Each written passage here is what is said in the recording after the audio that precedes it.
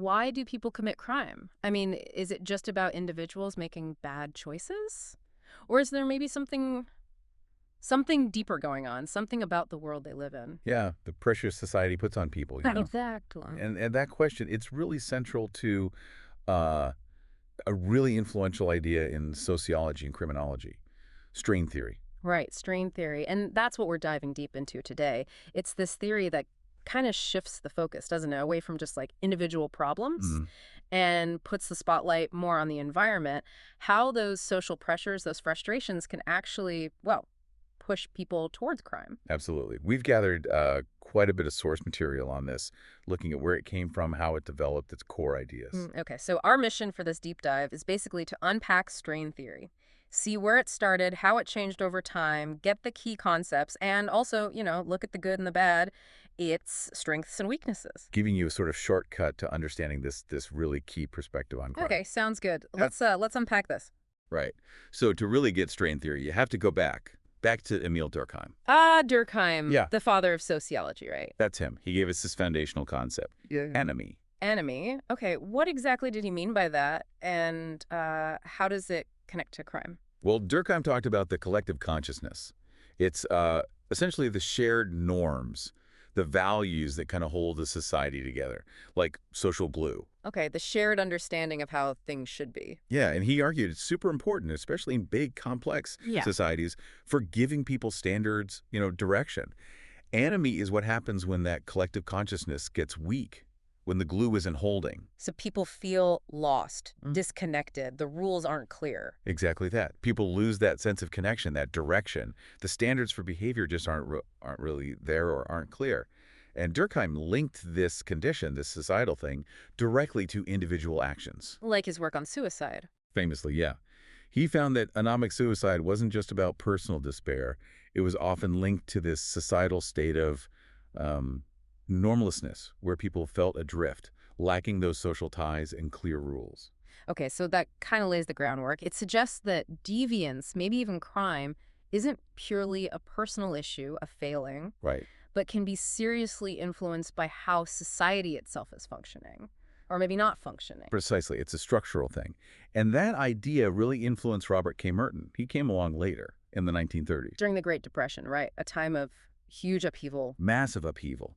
And he took Durkheim's anomie idea and developed what we now call the original strain theory. Okay, so what was Merton's core idea then? How did he build on Durkheim? Merton said, look, societies push certain goals on people, culturally defined goals everyone's kind of encouraged to want. Like the American dream, economic success, status, that sort of thing. Exactly. The house, the car, the money.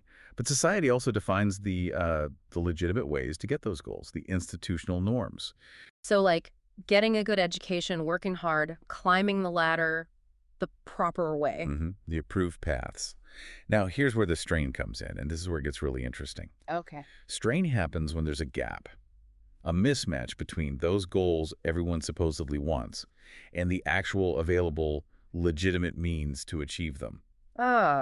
So if things like poverty or discrimination or just lack of opportunity block you from getting the dream the quote-unquote right way. Yes, that creates frustration. It creates pressure, strain. So it's not just wanting something, it's being told to want it, but then the system makes it really hard, maybe impossible, to get it legally. That's the heart of it. And Merton said people adapt to this strain, this pressure, in different ways. Some just conform, accept the goals, accept the means, keep trying. Others don't. Right. And the adaptation that's most relevant for crime is what he called innovation. Innovation. Okay, that sounds positive, but I guess not in this context. Not necessarily, no.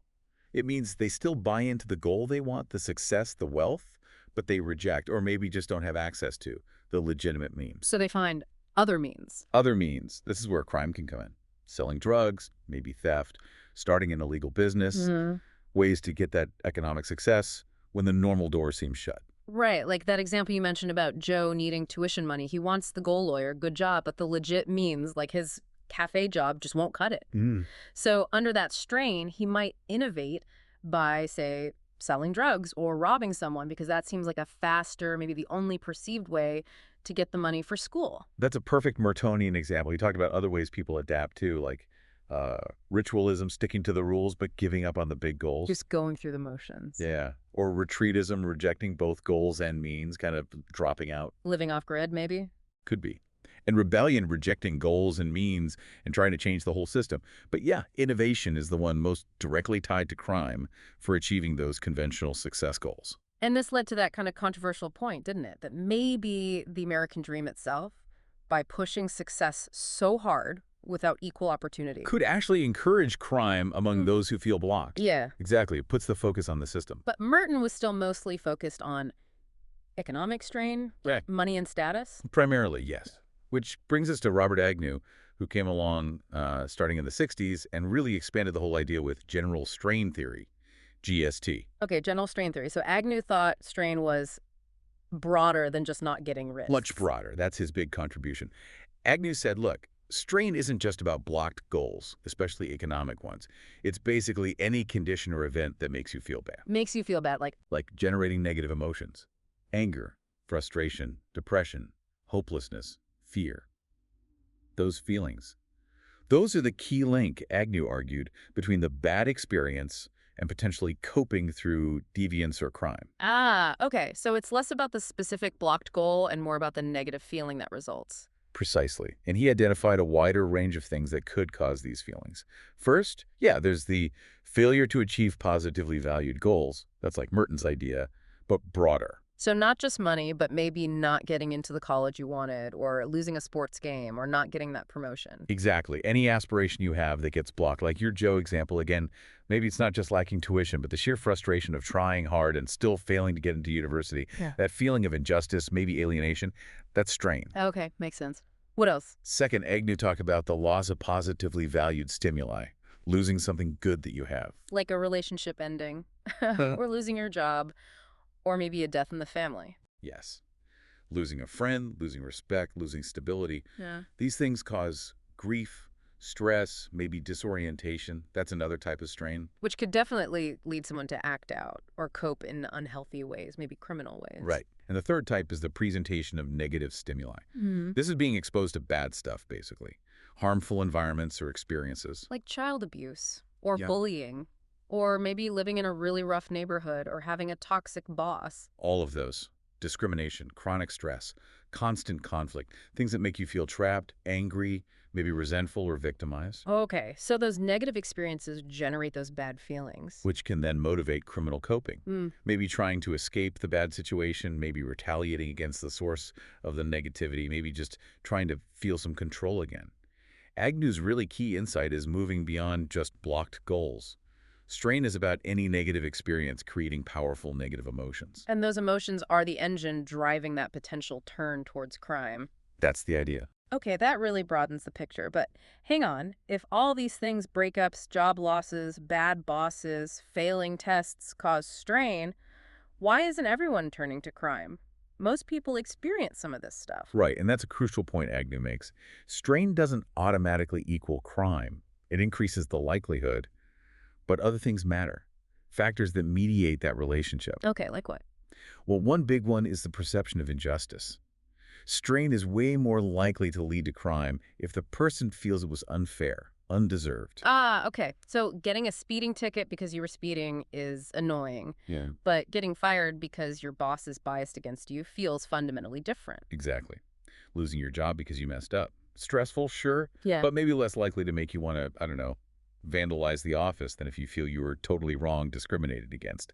That sense of injustice is a powerful motivator. Makes sense. What else influences it? Strain severity, obviously. Right. Losing your keys isn't the same as losing your home. Definitely not. Severity depends on, how big the impact is, how long it lasts, is it ongoing, does it feel unjust, like we said, and crucially, does it threaten your core goals, your identity, your basic ability to function? So losing a job might be a minor setback for one person, but for someone living paycheck to paycheck who now can't pay rent or feed their kids, that's severe strain. And maybe crime, like theft or fraud, starts to look like the only way out if legit options aren't there. Precisely. The pressure becomes immense. And related to that is the pressure or incentive for crime that the strain itself might create. Meaning, does the situation make crime seem like a good solution? or an easy one? Yeah, pretty much. If the strain creates an urgent need, like I need money for food right now, and legitimate options like applying for aid take too long, then maybe shoplifting feels like the quickest, most direct way to solve that immediate strain. So strains that seem to point towards crime as a quick fix are more dangerous. More criminogenic, yeah. Yeah. Especially if those legit pathways seem blocked or too slow. What's really fascinating here, and Agnew seems to stress this, is how subjective strain is. Hugely subjective. That's critical. The exact same event can hit two people completely differently. Like getting a bad grade on a test? Right. For one student totally focused on academics, it could be devastating, Mm. real strain. For another student who's kind of checked out of school already, maybe barely registers. Or a relationship breakup. Crushing for one person, maybe even liberating for another. Exactly. It's not just the objective event. It's how you perceive it, how much you value what was lost or blocked, what your goals are, what coping resources you have. Your whole context matters. That really challenges that older idea of society having just one set of goals everyone cares about equally. It absolutely does. Strain is personal. And Agnew even pushed it further, saying strain doesn't even have to happen to you directly. What do you mean, like feeling strained because of what happens to someone else? Exactly. He called it vicarious strain. Feeling distressed, angry, frustrated because someone you care about is suffering. Oh, wow. Like if your mom is really sick and struggling to get medical care, you're not sick, but you feel helpless, worried. That's strain. Or your best friend is being bullied, or you see injustice happening to your community or people like you. That empathy, that concern, that anger on behalf of others, that's vicarious strain. That adds a whole other layer. And he also talked about anticipatory strain. Yep. That's worrying about bad stuff you think might happen in the future. Like being super anxious before a job interview because you're terrified you'll fail.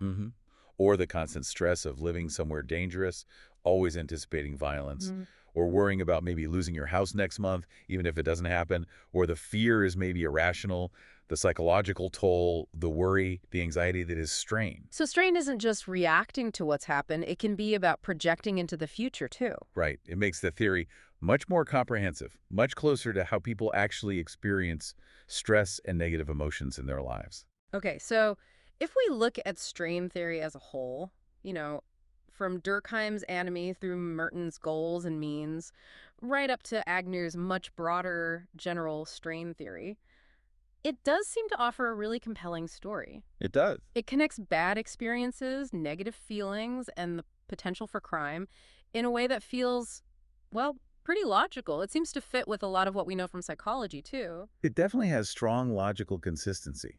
The basic idea that if you feel frustrated, angry, wronged, especially if you don't have good ways to cope, you might lash out or break rules, that resonates, doesn't it? It does. But like any big theory, it's got its critics, right? What are some of the main knocks against strain theory? Oh, for sure. One big one is about causal direction, the whole chicken or egg thing. Does strain lead to crime or does crime lead to strain? Exactly. If you get involved in crime, that often brings a whole host of new problems, right? Legal trouble, losing jobs, social stigma, hanging out with other people involved in crime. Those things are definitely strains. So which came first? The theory doesn't always make that easy to untangle. That's a fair point. What about the goals thing, the assumption of shared goals? That's a major critique, especially for the earlier Mertonian version, but maybe even relevant for Agnew. Does everyone in our super diverse modern societies really internalize the same primary goals, like financial success?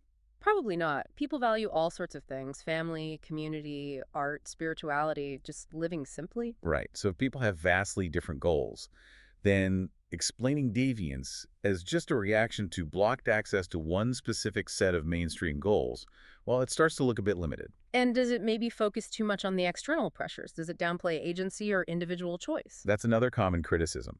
By emphasizing how these societal forces and negative experiences push people, does it sometimes make individuals seem almost passive, like they're just reacting automatically to strain? When we know people respond in incredibly different ways. Exactly. We touch on this. Two people face similar, really tough strains. One turns to crime, the other finds resilience, maybe gets help, finds a constructive path. Strain theory is better at explaining the increased risk than the individual outcome. It doesn't fully capture that variation in response, that human agency. Okay. So, theoretical issues aside, what about the evidence? Does research actually back up the theory? There is evidence. Studies often find correlations, yeah. Especially at the macro level areas with high poverty, lots of disadvantage, few opportunities. they often do have higher rates of certain types of crime, which fits the theory. Like the Jane and Finch example you mentioned earlier, the history, the lack of infrastructure creating strains that seem linked to crime rates there. Right, and Agnew himself did studies, especially with adolescents, finding links between the strains they reported experiencing bullying, family problems, school failure, and their self-reported delinquency. So there is empirical support. But it's not like a perfect one-to-one correlation. Definitely not. The correlations are often weak to moderate, and there are limitations. The theory tends to be better at explaining sort of street crime, crimes often associated with poverty or lack of opportunity. It struggles more with, what? White-collar crime. Crime by people who seem to have it all. Exactly. People who seem to have achieved the American dream, stable job, nice house. Why do they commit fraud or insider trading? Can wealthy, successful people experience criminogenic strain? The theory feels a bit less equipped to explain that neatly. Yeah, that's a tricky one, and maybe the biggest empirical challenge, as we keep coming back to. Is that most people who experience even severe strain do not commit crime. Right. Poverty, loss, discrimination, abuse. Sadly common experiences, but criminal offending is statistically less common. Why did Joe turn to selling drugs when his neighbor, facing similar poverty, didn't? What really stands out to you about that gap? That difference maker is the crucial question strain theory doesn't fully answer on its own. Okay, so let's talk policy then. If strain causes crime, what does the theory suggest we should do about crime? Well, the logical implication is that crime control isn't just about cops and prisons. It's about changing society to reduce the sources of strain in the first place. So, tackling poverty, inequality, improving schools, creating better job opportunities, maybe building stronger social support networks. Addressing the root causes exactly. Making society fairer, less frustrating, giving people more legitimate pathways. That sounds good in theory, but is the evidence clear that just, say, improving the economy in an area automatically leads to less crime? Actually, that link is surprisingly complex. Well, the evidence is pretty mixed. If you look at historical trends like poverty rates and crime rates in the U.S. over the last few decades, they don't always move together neatly. So other factors are clearly at play. Many other factors. Right. So while reducing poverty and inequality is arguably a good goal for lots of reasons, claiming it's a guaranteed direct fix for crime based solely on strain theory, the evidence isn't quite that straightforward or consistent. And there are also some concerns, aren't there, about how focusing on strain in low-income areas could backfire in the justice system. Yes, that's an important caution. If the theory gets interpreted too simplistically like poverty causes crime, it could inadvertently reinforce biases. How so? It could be used, maybe unintentionally, to justify things like over-policing certain neighborhoods or disproportionately targeting poor communities or racialized groups because they're assumed to be under more strain and therefore more likely to offend. It raises real questions about its practical application and potential negative consequences. Okay, so let's try to wrap this up. Strain theory, at its core, is this really important perspective in criminology that tells us to look beyond the individual. Right. Look at the bigger picture. The social forces, the pressures, the frustrations generated by society itself. And it evolved, didn't it, from Durkheim's idea of anomie, that sense of normlessness. Through Merton's focus on the gap between cultural goals like wealth and the legitimate means to get there. All the way to Agnew's much broader general strain theory, focusing on how all sorts of negative experiences create negative emotions. Anger, frustration, injustice. And that those emotions are the key driver increasing the risk of crime, including strains that are vicarious or even anticipated. Exactly. It's a really popular and influential theory. It makes intuitive sense. But we have to acknowledge the critiques. Questions about which causes which strain or crime. Does it assume everyone wants the same things? Does it maybe downplay individual choice or resilience? And crucially, why do most people who experience strain not turn to crime? It explains the why strain might lead to crime part better than the why it often doesn't part. So it's a powerful lens, definitely, but maybe not the whole picture on its own. Needs to be seen alongside other theories, for sure. So what does this all mean for you, listening? Well, strain theory gives us this really valuable way to think about how the world around us, the opportunities we have or don't have, the stresses we face, the fairness we perceive, can profoundly impact individual choices and behavior, including crime. Yeah, it really challenges us, doesn't it? To look beyond just blaming individuals and to examine the structures, the conditions within society that might be generating that pressure, that frustration, that disadvantage in the first place. And maybe it leaves us with a really big final question to chew on. If strain is so common and subjective, and most people who feel it don't resort to crime, what are those crucial protective factors? What makes the difference? Is it internal stuff like resilience or coping skills? Is it external, like strong family support or community ties? Is it about having different values, different goals altogether? What is it that ultimately shapes one person's path when they face those inevitable pressures and frustrations that life throws at all of us? That really raises an important question, I Okay. think, for you to think about.